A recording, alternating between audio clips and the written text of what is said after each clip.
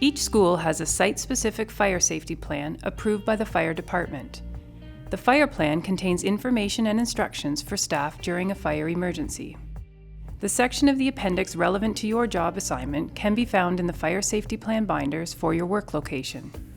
These binders are kept in the caretaker's office and the main office or front door fire lockbox.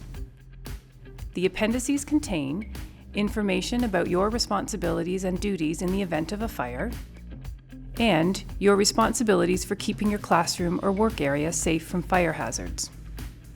You must follow the fire hazard prevention practices outlined in your fire safety plan. How to keep your class or work area safe from fire hazards is reviewed in the Health and Safety Awareness module. Upon discovery of smoke or fire, all staff must ensure the fire alarm system is activated using the closest pull station, ensure the fire department has been notified once safely outside, and initiate smoke control equipment where applicable. This may include closing doors. During the school day, when the building is fully occupied, the office staff will call 911.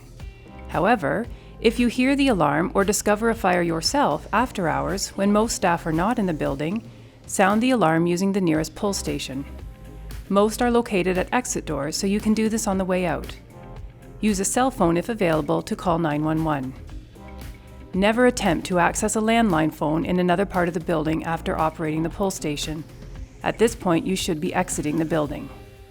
Teachers, educational assistants, and DECEs must do the following. Have the students stop what they are doing. Line up and leave the classroom in an orderly manner. Close the classroom door after exiting.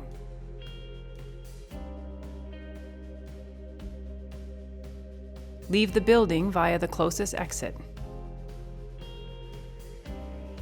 Proceed to your pre-arranged meeting place. Conduct a head count and advise the principal or alternate if someone is unaccounted for.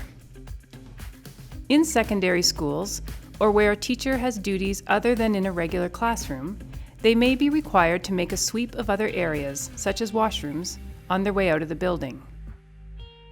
In all cases, there should be a backup person or team for these other duties, so that instances of absence or circumstance are covered off. If you are assigned a special duty and cannot make the sweep on your way out of the building, do not go through the building to get your assigned sweep area. Advise the principal or alternate of the circumstances. For persons requiring assistance, every person with a disability, either physical or cognitive, must have a written plan on how to safely evacuate them from the building. This applies to both those persons who must always have assistance, as well as those who may need assistance during a temporary period. All staff who work with students or staff requiring assistance must be aware of the evacuation plan and be able to safely execute the evacuation plan when required. Do not use an elevator or lift.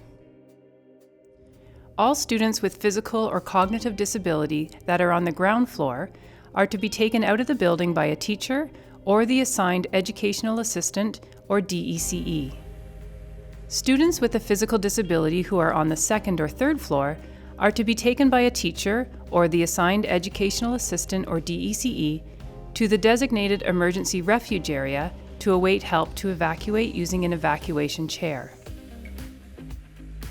For staff requiring assistance, staff with a physical disability that prevents them from using the stairs to exit the building will proceed to the designated emergency refuge area and await assistance to exit the building. It is the school's responsibility to develop an evacuation plan for the person requiring assistance from the emergency refuge area. In the majority of cases, an evacuation chair will be used by trained staff to move the person down the stairs and out of the building.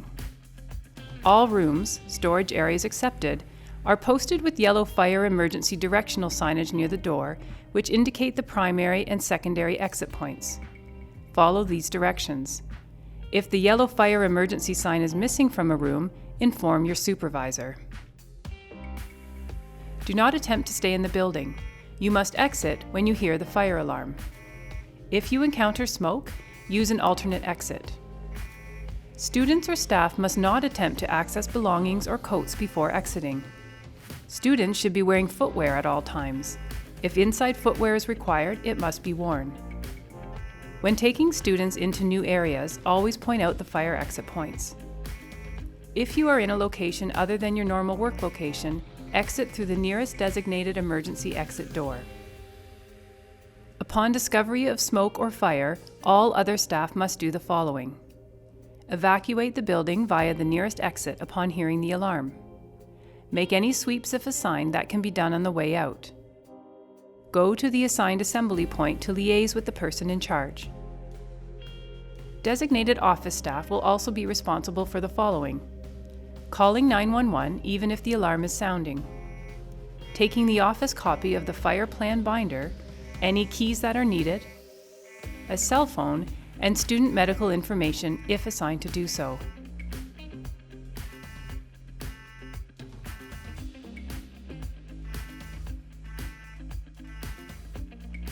Once outside, calling the CEC using a cell phone to inform them of the emergency. After the fire emergency, no one may re-enter the building until the fire department and principal or supervisor gives permission to do so.